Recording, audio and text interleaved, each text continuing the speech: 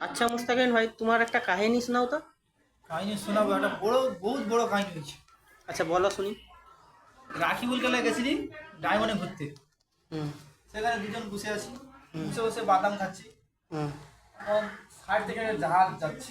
জাহাজে কি বড় জাহাজ? বড় জাহাজ, জাহাজে তুলা তুলা বুঝায়, তুলাটা বুঝাই আছে। হ্যাঁ। ও ভাবে যে এত যে তুলা জাহাজে নিয়ে যাচ্ছে, তুলাটা ধুনবেটা কি? ও শুধু এই কথা বলছে, আমি চুপ মেরে শুনতেছি। ঠিক আছে, বাড়ি আসলাম। বাড়ি এসে ওদিকে সারা রাত এইরকম হচ্ছে, তুলা এত তুলা ধুনবে কে?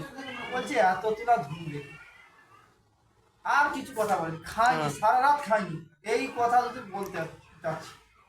হ্যাঁ। তারপরে সকালে ওনাকে ডাক্তার কাছে নিয়ে গেল। ডাক্তার কাছে বলছে, ওই যে রাকিবুল সারাদিন বলছে এত তুলা ধুনবে কি? ডাক্তার বললো, করে এই ব্যাপার, তাহলে এক কাজ করে একটা খবর কাজ দিয়েছি। খবর কাজ আনা হয় না। সেখানে খবর কাগজ ডাক্তারটা পড়ে বলছে, খবরের কাগজ কি হবে? ডাক্তাররা বলছে পেশেন্টটাকে নিয়ে আসে, রাকিবুলকে নিয়ে আসে, রাকিবুল শুধু সারা রাত ভুল বকতেছে, এত তুলা ধুনবে কে, খাওয়া দাওয়া বন্ধ, কাল সারা রাত খাওয়া দাওয়া বন্ধ, এই চোখ পড়ছে। সকালবেলা ওনার বাড়ি, মানে বাড়ির যে লোকজন আছে, ওনার বাবা মা যে হোক, ওদের সাথে করে ডাক্তার কাছে নিয়ে আসছে, বুঝলে তো। হ্যাঁ।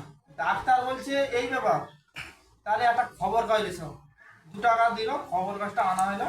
হ্যাঁ। এনে পড়তেছে, কাল ডায়মন্ড থেকে একটা তুলার গাড়ি, মানে তুলার জাহাজ গেছিল, সেই তুলার জাহাজটা ডুবে গেছে।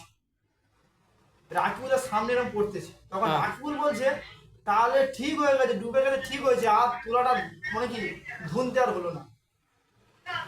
হ্যাঁ।